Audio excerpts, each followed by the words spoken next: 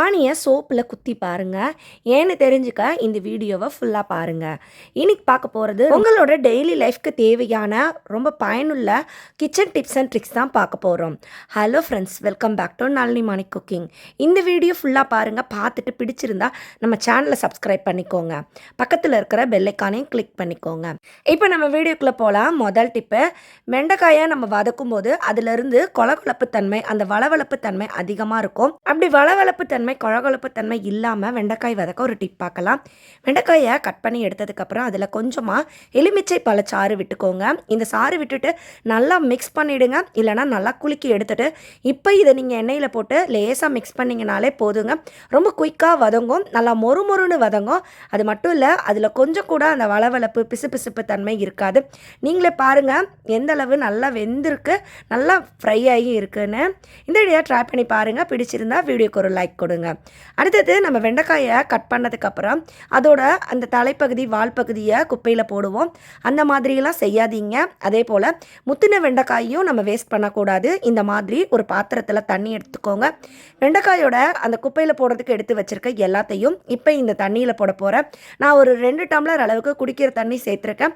அதில் வெண்டைக்காயோட அந்த வேஸ்ட்டு எல்லாத்தையும் போட்டுக்க போகிறேன். இது வேஸ்ட்டுன்னு சொல்லக்கூடாதுங்க. இது நம்மளோட உடம்புக்கும் ஹெல்த்துக்கும் ரொம்பவே நல்லது. அது என்னன்னு நான் உங்களுக்கு சொல்கிறேன். இந்த வெண்டைக்காயோட காம்புகள் கூட நம்ம எடுத்து வச்சுருக்கிறது வெங்காயத்தோல், பூண்டு தோல், இஞ்சி தோல் தாங்க. இதையும் நம்ம வேஸ்ட்டுன்னு தான் சொல்லுவோம். ஆனால் அப்படி கிடையாதுங்க. இந்த மாதிரி பொருட்கள் எல்லாத்துலேயும் நிறைய மெடிசினல் வேல்யூஸ் இருக்குது. இது நம்மளோட டெய்லி லைஃப்பில் இதை வேஸ்ட் பண்ணாமல் இப்படி கூட யூஸ் பண்ணலாங்க. இப்போ நான் சேர்த்துருக்க எல்லா பொருட்களையும் இந்த தண்ணியில் போட்டு நல்லா கொதிக்க விட போகிறேன்.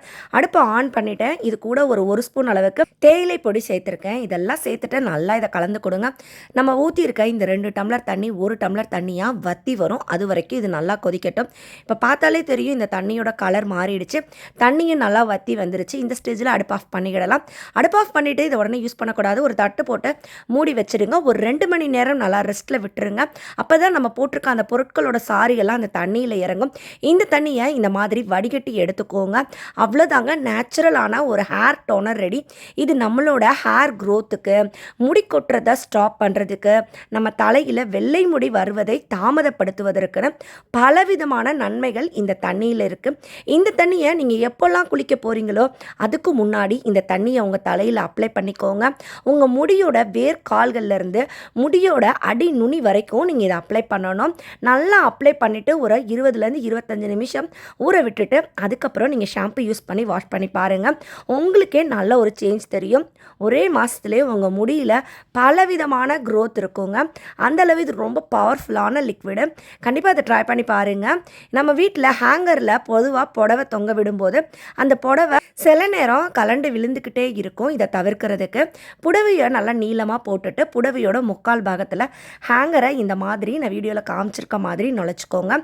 இப்போ புடவையோட ஒரு சைடு ஹேங்கருக்குள்ளே இருக்குது. இப்போ புடவையோட ஆப்போசிட் சைடை அதே மாதிரி நல்லா நீளமாக இதே மாதிரி மடித்து இந்த மாதிரி எடுத்திங்கன்னா இப்போ இந்த புடவை நல்லா இந்த ஹேங்கரில் லாக் ஆகிடுங்க.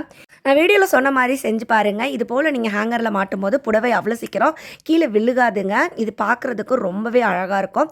கண்டிப்பாக இதை ட்ரை பண்ணி பாருங்கள். நம்ம வீட்டில் ஒரு வித ரெசிபிலாம் செஞ்சோன்னா சில நேரம் ரொம்ப சிரமப்பட்டு ரொம்ப நேரம் மணிக்கணக்காக வெயிட் பண்ணி அதை ஊற வச்சு செய்வோம். அப்படிலாம் இல்லாமல் டக்குன்னு நம்ம ஒரு குயிக்கான ரெசிபி பார்க்கலாமா? இப்போ ஒரு பாத்திரத்தில் ஒரு 1/4 டம்ளர் அளவுக்கு குடிக்கிற தண்ணி சேர்த்துருக்கேன். இது கூட கொஞ்சமாக உப்புத்தூள், கொஞ்சமாக வெள்ளை சர்க்கரை சேர்த்துருக்கேன். அப்புறம் கொஞ்சமாக எண்ணெய் சேர்த்துருக்கேன். நம்ம சமையலுக்கு பயன்படுத்தக்கூடிய எண்ணெய் சேர்த்துருக்கேன். இதெல்லாம் சேர்த்துட்டு நல்லா மிக்ஸ் பண்ணி கொடுத்துருங்க. அந்த சர்க்கரை நல்லா கரையட்டும். இப்போ இந்த தண்ணி லேசாக கொதிக்க ஆரம்பிக்கும். பார்த்தாலே தெரியும் இந்த ஓரங்களில் பபிள்ஸ் வர ஸ்டார்ட் ஆகிடுச்சு. இந்த ஸ்டேஜில் ஒரு ஸ்பூன் அளவுக்கு நல்லா கட்டியான தயிர் சேர்த்துக்க போகிறேன். தயிர் சேர்த்த உடனே அடுப்பை ஆஃப் பண்ணிவிடும். இல்லைனா தயிர் ஒரு மாதிரி திரிஞ்சு போன மாதிரி ஆகும். நல்லா இந்த மாதிரி அந்த கொதிப்பெல்லாம் நின்னதுக்கப்புறம் இந்த தயிரை இந்த சுடுதண்ணியோடு சேர்த்து மிக்ஸ் பண்ணி கொடுங்க.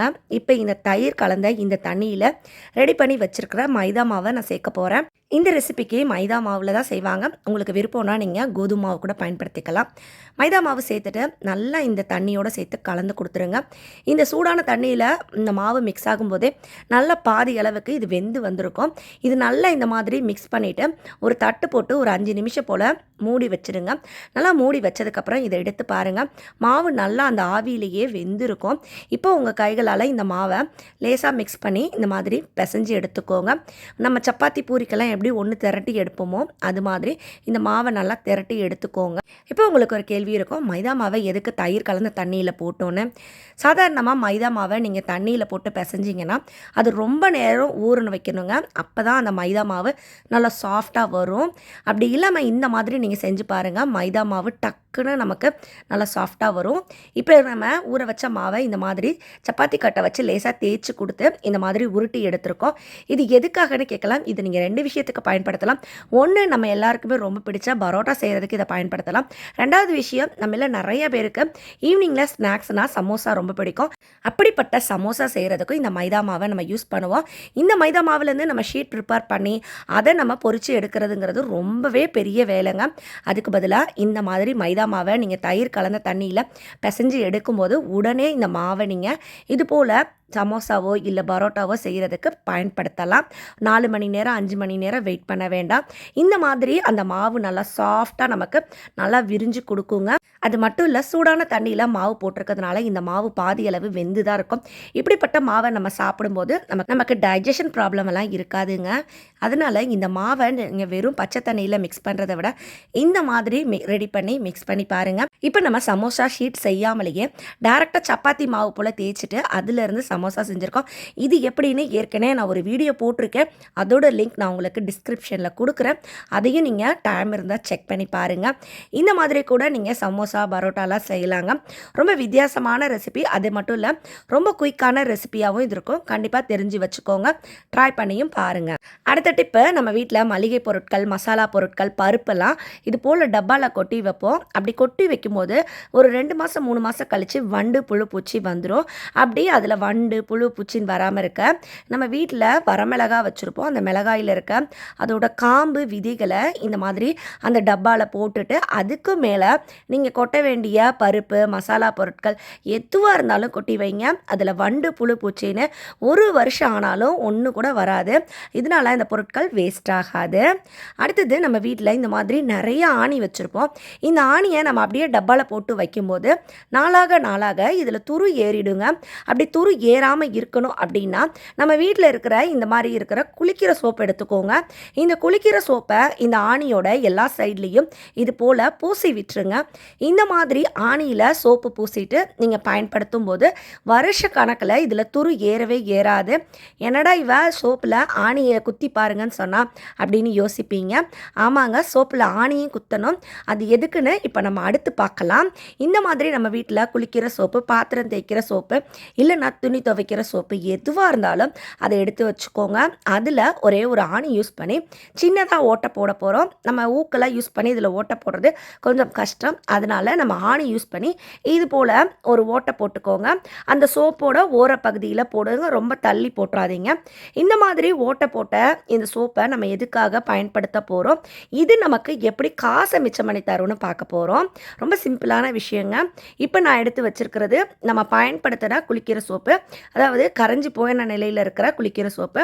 இந்த சோப்புலையும் நான் இது போல் ஆணியை குத்தி வச்சுருக்கேன். இது 2 விஷயத்துக்கு பயன்படுத்த போகிறோம். அது என்னன்னு நீங்கள் தெரிஞ்சுக்கிறதுக்கு முன்னாடி இந்த வீடியோ உங்களுக்கு பயனுள்ளதாக இருக்குதுன்னு நினச்சிங்கன்னா இந்த வீடியோவை உங்கள் ஃப்ரெண்ட் அண்ட் ரிலேட்டிவ் கூடயும் ஷேர் பண்ணிக்கோங்க. அவங்களுக்கும் இது ரொம்ப யூஸ்ஃபுல்லாக இருக்கும். இப்போ நம்ம ஓட்டை போட்ட இந்த கேப்பில் ஒரு நூலை கட்டி இந்த மாதிரி மாட்டி விட போகிறோம். இந்த 2 சோப்பையும் நம்ம எதுக்காக ரெடி பண்ணியிருக்கோன்னு பார்க்கலாம். முதல்ல பாத்திரம் தேய்க்கிற சோப்பை எடுத்துக்கலாங்க. நிறைய பேர் வீட்டில் பாத்திரம் தேய்க்கிற சோப்பு இந்த மாதிரி பவுலில் இருக்குங்க.